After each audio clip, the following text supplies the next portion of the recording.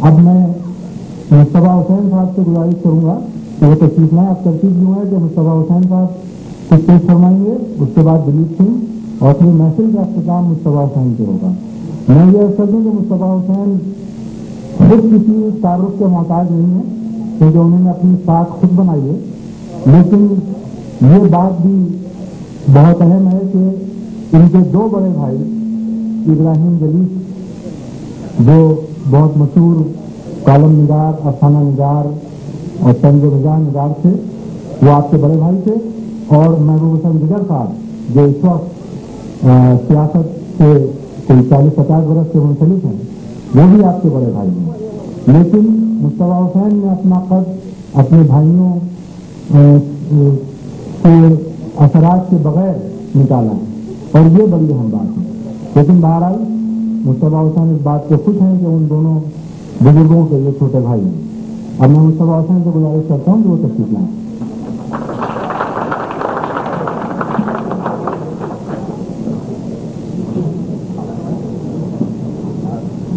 और इस सवातिन हज़रात, अभी मेरे दोस्त हुमायूं जफर जैदी ने मेरे जापान के सफरनामे का जिक्र किया था।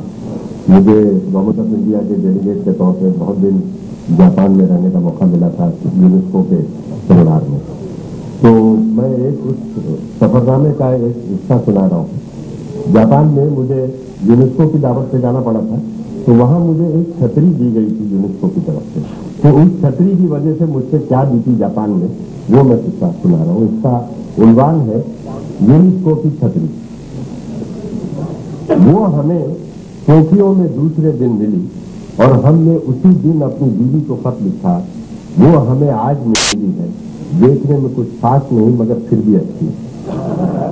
अब हमें उसी की संगत में टोक्यो के शब रोज गुजारने हैं और उसी के साए में रहना है।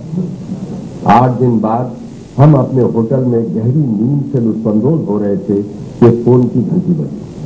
नींद से जागकर फोन का रिसीवर उठाया तो पता चला कि हिंदुस्तान का फोन आया है। दूसरी तरफ से हमारी बीवी की आवाज आई तो हमने बेसाख्ता पूछा, हेलो कैसी हो, खैरियत से तो हो ना? हमारी बीवी ने कहा, मेरी खैरियत जाए भाड़ में, पहले ये बताओ इस वक्त कमरे में अकेले हो या वो भी तुम्हारे साथ? हमने आंखें मलते हुए पूछा, वो कौन? मैं तो कमरे में अकेला रहता हूँ, कैसी बातें करती है? मेरी गरीबुल वतनी का तो लिहाज करो। फिर ऐसी बातें करने के लिए कई समंदर पार से फोन मिलाने की क्या जरूरत है? बोली, ये तुम्हारी आवाज में इतना खुमार क्यों है, एक अजीब सी मस्ती क्यों है? हमने कहा, रात का 1:30 बजा है, तुम्हारे फोन की घंटी पर जागे हैं, गहरी नींद में क्या इतना खुमार और इतनी मस्ती भी ना आएगी? बोली, बिल्कुल गलत, इस वक्त तो रात के सिर्फ 10 ही बजे। हमने बात को काट कर कहा, ठीक है हिंदुस्तान में 10 बजे होंगे मगर यहाँ तो रात का 1:30 बजा है। बोली, मुझे मालूम है कि अब तुम्हारा वक्त और मेरा वक्त कभी नहीं मिलेगा। मुझे पहले ही शुबा था तुम्हारे लहजे की सरकारी बता रही है कि वो चंडाल अब भी तुम्हारे कमरे में। हमने गुस्से से कहा, ये क्या मजाक है, तुम किस चंडाल का जिक्र कर रही हो? जापान में कोई चंडाल बंडाल नहीं रहती। बोली, अब तो तुम उधर ही के गुण गाओगे, इसीलिए तो मैं तुम्हारे जापान जाने के खिलाफ थी। सच बताओ वो कौन है जिसके बारे में तुमने खुद अपने खत में लिखा है कि वो तुम्हें टोक्यो में दूसरे दिन ही मिल गई थी, देखने में कुछ खास नहीं मगर फिर भी अच्छी है? हमने जोरदार सहका लगाकर कहा, तुम सचमुच बड़ी भोली हो। टोक्यो में हमें दूसरे दिन जो मिली वो कोई हसीना नहीं बल्कि यूनेस्को की छतरी है। रॉ में शायद हम छतरी लिखना भूल गए और तुमने इसका रिश्ता हसीना से जोड़ दिया। पूछा, अच्छा तो ये छतरी है? हमने कहा, और क्या? पूछा, अच्छा ये बताओ छतरी शादीशुदा है या गैर शादीशुदा? हमने कहा भला छतरियों की भी कहीं शादी होती है? बोली, इसका मतलब ये हुआ कि शादीशुदा नहीं है। ये बताओ उम्र क्या है? हमने कहा बड़ी पुरानी छतरी है, इससे पहले भी कई लोग इसे इस्तेमाल कर चुके हैं। बोली, ऐ है कुछ तो अपनी उम्र का लिहाज करो। अब तुम्हें कौन सी गैर मुस्तामिला चीज मिलेगी? मर्द की जात ही ऐसी होती है, रस्सी जल जाती है पर बल नहीं जाता। फिर लहजे में गमगीनी और इज्जतदारी करते हुए बोली, खुदा के लिए राह रात पर आ जाओ, तुम्हारी औलाद अब शादी के काबिल हो रही है और तुम्हें अब भी नई नई छतरियों की तलाश है। हमने कहा तुम्हारा इल्जाम बिल्कुल गलत है, यहाँ कोई ऐसा सिलसिला नहीं है। मैंने अपने खत में जिसका जिक्र किया है वो सचमुच छतरी है। कहो तो तुम्हारे सर की कसम खाता हूँ जिसे मैंने हमेशा आदमी रखा है। बोली अच्छा तो तुम मेरे सर की इज्जत करते हो, तभी तो मेरे सर पर एक नई छतरी ला रहे थे। ये कहकर हमारी बीवी ने धड़ से फोन रख दिया और हिंदुस्तान से थोड़ी देर के लिए अचानक जो हमारा रिश्ता बन गया था वो टूट गया। मील कोसों दूर भाग गई। हमें हिंदुस्तान छोड़े हुए 11 दिन हो गए थे। खूब सोची रही कि यूनिस्को की छतरी ने खामखा गड़बड़ कर दी, वरना हमें अपनी बीवी से कितनी अहम और जरूरी बातें करनी थी। अपने वतन अजीज का हाल पूछना था, ये जानना था कि हमारे बगैर हिंदुस्तान कैसा लग रहा है, क्या ये अब भी तरक्की कर रहा है, हमारे पीछे सूरज वक्त पर निकल रहा है या नहीं, हमारे बगैर कहीं चांद की रोशनी मान तो नहीं पड़ गई। इन जरूरी बातों के अलावा कुछ गैर जरूरी बातें भी करनी थी। मसलन हमारे निकलते वक्त पकवान की गैस खत्म हो गई थी, ये आई या नहीं। एक दोस्त को मिट्टी का तेल इकट्ठा करके पहुंचाने के लिए कहा था, ये मिला या नहीं। बिजली कटने वाली थी, कटी या नहीं। अब हम जब चले थे तो आंध्र प्रदेश के चीफ मिनिस्टर का तकर्रुर ज़ेरे तस्वीया था, इसका तस्वीया हो गया या हमारी वापसी का इंतजार किया जा रहा है। ऐसी ही कई बातें थी, मगर यूनेस्को की छतरी में टांग अड़की। बीवी पर सख्त गुस्सा भी आया कि मोहतरमा की औलाद अब शादी के काबिल हो गई है, लेकिन अब तक हम पर शक करने की आदत नहीं हुई। औरत की जाति ऐसी होती है, रस्सी जल जाती है पर बल नहीं। नींद उतर गई तो बस उतरती ही चली गई। घड़ी देखी तो 3 बज रहे थे। कमरे की खिड़की खोली तो टोक्यो की सड़कों को बदस्तूर मसरूफ पाया। खिड़की से नजर हटाई तो मेज के बराबर रखी हुई यूनेस्को की वो छतरी नजर आ गई जो फसाद की असल जड़ थी। 10 दिन पहले हम यूनेस्को के सेमिनार के इफ्तिताही इजलास में पहुंचे थे तो यूनेस्को की अहदेदार मिस जॉ ने हमें कई और चीजें देने के बाद कहा था, मैं ये छतरी भी आपको सौंप रही हूँ। टोक्यो का मौसम बड़ा गैर यकीनी होता है, किसी भी वक्त बारिश हो सकती है। इस छतरी को हमेशा अपने पास रखिए। दीगर चीजें तो अब आपकी निजी मिल्कियत बन गई, लेकिन ख्याल रहे ये यूनेस्को की मिल्कियत है। जब तक जापान में रहे इसे अपने साथ रखिए और जाते हुए हमें वापस दे जाए। हमने मिस जॉ के हाथ से छतरी को लेते हुए कहा, मिस जॉ, हमने हमेशा छतरी के इस्तेमाल से गुरेज किया है। बरसात तो हमारे पास भी होती है, लेकिन हम भीगने को ज्यादा तरजीह देते हैं या मौका पाते ही दूसरे की छतरी के नीचे घुस जाते हैं। गरीब आदमी की जिंदगी बहतौर गुजर जाती है। छतरी को हर जगह अपने साथ टंगाए फिरना हमें पसंद नहीं। छतरी तो फिर छतरी है, हम तो अपनी बीवी को भी कभी अपने साथ ले जाने के राज़दार हैं। मिस जॉ ने हंसकर कहा, 35 दिन इस छतरी को अपने साथ रखिए। हिंदुस्तान जाने के बाद आप शायद अपनी बीवी को छतरी के नेमुल बदल के तौर पर रखने लग जाएंगे। आदत और संगत बड़ी बुरी चीज है।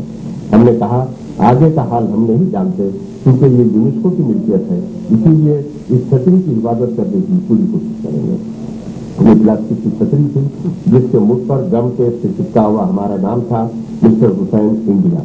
हूबहू ऐसी ही छतरियां सेमिनार के दीगर मंदूबीन के हवाले भी की गई थी। हम इस छतरी को लेकर कॉन्फ्रेंस रूम में आए तो यूं लगा जैसे हमारे पैरों तले से जमीन निकली जा रही हो।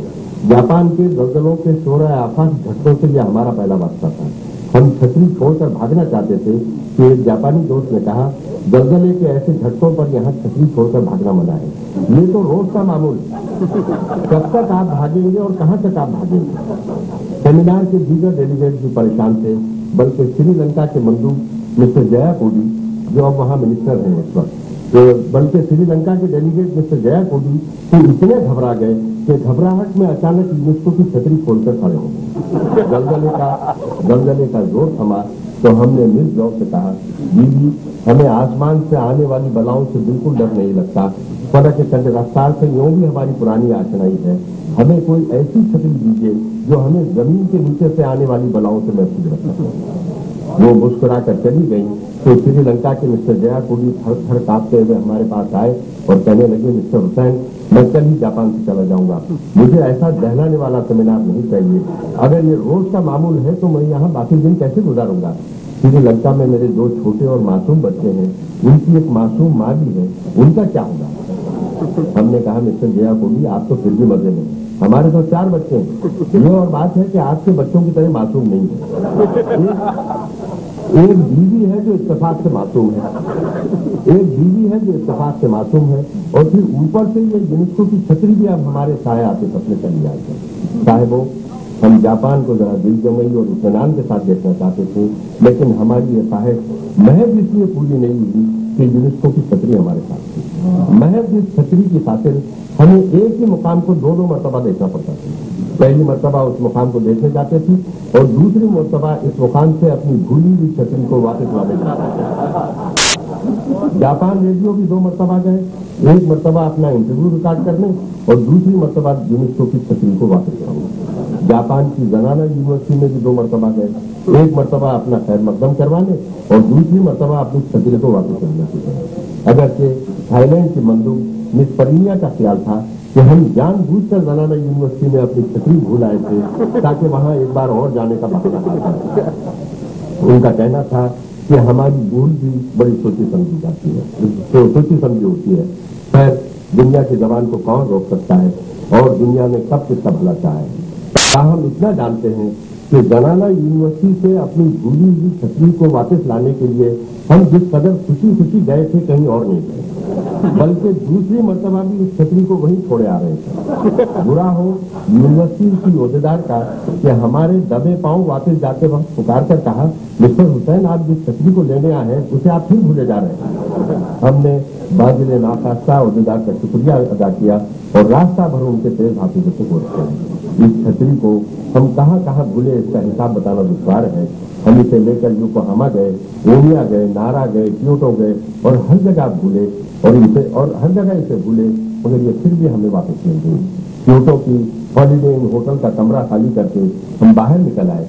थोड़ी देर बाद याद आया कि हमारी छतरी तो हॉलीडे में ही रह गई है। भागा देखा कि कमरे पर एक नौजवान जोड़े ने कब्जा कर लिया। नौजवानों की सरगर्मियों में खलल डालकर अपनी छतरी वापस हासिल की, तो इस लतीफे की सदाकत पर ईमान लाना पड़ा कि एक बुजुर्ग हमारी ही करे अपनी छतरी हॉलीडे इन के कमरे में भूल कर चले गए। छतरी को वापस हासिल करने के लिए हमारी ही तरह वापस आए तो देखा कि हनीमून मनाने के लिए आए हुए एक नौजवान जोड़े ने उनके पुराने कमरे पर कब्जा कर लिया। क्योंकि हम तो ज्यादा समझदार थे, इसीलिए कमरे के दरवाजे पर कान रखकर अंदाजा लगाने लगे कि देखे जोड़ा क्या कर रहा है। उस वक्त लड़का लड़की से पूछ रहा था, डार्लिंग, ये घनेरी गुलसे किसकी? लड़की बोली तुम्हारी है। और ये हरनी जैसी आंखें? लड़की बोली ये भी तुम्हारी है। और ये मोती जैसे दांत? लड़की बोली ये भी तुम्हारे हैं।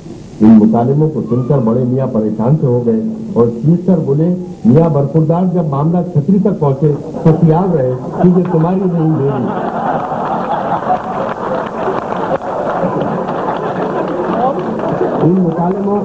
इन मुकालमों को सुनकर बड़े मियाँ परेशान से हो गए और चीख कर कहा, मियाँ बरखुरदार, जब मामला छतरी तक पहुंचे तो ख्याल रहे कि ये तुम्हारी नहीं मेरी। साहिबों, इस छतरी से हमारे कमजोर हाफिजे का रिश्ता कुछ इतना मजबूत हो गया था कि आधी रात को अचानक नींद से जागकर इस छतरी को तलाश करते थे। जापान में सारे आम मुकामात पर छतरियां रखने के स्टैंड होते हैं। छतरी को स्टैंड पर रखकर मुकम्मल कीजिए और कुंजी अपने साथ ले जाइए। 2 मरतबा हम छतरी को स्टैंड पर रखकर नहीं भूले, मगर जब इसे हासिल करने के लिए पहुंचे तो पता चला कि हम छतरी के स्टैंड की कुंजी भूल गए। कुंजी को न मिलना था, न मिली। बेचारों इस छतरी ने हमें जापान में जगह जगह रुसवा किया। किसी मुकाम की सैर करके वापस जाने के लिए यूनेस्को की बस में बैठते तो अचानक हमें छतरी की याद आ जाती थी और हम इसे लेने को बस से कूद पड़ते थे। एक पब्लिशिंग कंपनी का मुआयना करने के बाद हम बस में वापस चले आए और मामूल के मुताबिक फिर छतरी की तलाश में निकल खड़े हुए। आधे घंटे की तलाश के बाद मायूस होकर बस में खाली हाथ लौटे तो देखा कि छतरी हमारे नसीब पर आराम कर रही है। बस ड्राइवर को भी हमारी आदत का अंदाजा हो गया था। बस चलाने से पहले पूछा था, क्या मिस्टर हुसैन की छतरी बस में आ गई है? इस बात का जवाब मिलता तो कैसा, इसका मतलब ये हुआ कि सारे डेलीगेट्स बस में आ चुके हैं। अवाम उन्नास की इत्तला के लिए हम अर्ज करते चले कि जापान में सियाम के दौरान में हमें सिर्फ 2 मिनट के लिए इस छतरी को इस्तेमाल करने का मौका मिला था। गालिबन टोक्यो में हमारी आमदी का फैसला कि मौसम अचानक खुशगवार हो गया था। जापानी भी हैरान थे कि आखिर मौसम को क्या हो गया है। हम उन पर इस रात को फाश नहीं करना चाहते थे कि मौसम की ये खुशगवारी हमारी देन है। एक दिन जरा सी बूंदाबांदी हुई तो हमने कहा, चलो आज इस छतरी को इस्तेमाल करके देख लेते हैं। मगर वो थी जापानी छतरी, हमसे खुलने का नाम न लेती। एक जापानी की खिदमत हासिल करके छतरी खुलवाई, मगर इधर छतरी खुली और उधर बरसात रुक गई। चारों नाचार दूसरे जापानी की खिदमत हासिल करके छतरी बंद कर दी। जब सेमिनार खत्म हुआ तो विदाई तकलीफ के बाद हमने सीना तानकर बड़े फख्र के साथ इस छतरी को मिर्जौ के हवाले किया, बल्कि जोश जुनू में फारसी में यहाँ तक कह दिया कि सिफरदम बतो माए तीसरा। मिर्जौ ने हंसकर कहा, मिस्टर हुसैन, अब तो आप हिंदुस्तान जाकर अपनी बीवी को भी उसी तरह साथ रखेंगे जिस तरह यहाँ छतरी को रखा करते हैं। हमने कहा, मिर्जौ, इस छतरी की वजह से अब तो हमें सचमुच किसी को साथ रखने की आदत हो गई है। हम तो कहते हैं कि इस छतरी में जापान में हमें अपनी बीवी की अदम मौजूदगी का एहसास ही न होने दिया। ये अब छतरी नहीं, सचमुच हमारी बीवी बन गई है। जरा देखिए तो सही कि हमने इसे कितना कम इस्तेमाल किया है। 35 दिन में सिर्फ एक बार। मिर्जौ ने हंसते हंसते इस छतरी के मुठ पर से गम के तो छीला और हमारा नाम निकाल दिया। हमारे दिल पर एक बिजली सी गिरी, तड़क कर बोले, मिर्जौ, इस छतरी पर से हमारा नाम जरा आहिस्ता निकालिए, दिल पर चोटें सी पड़ रही हैं।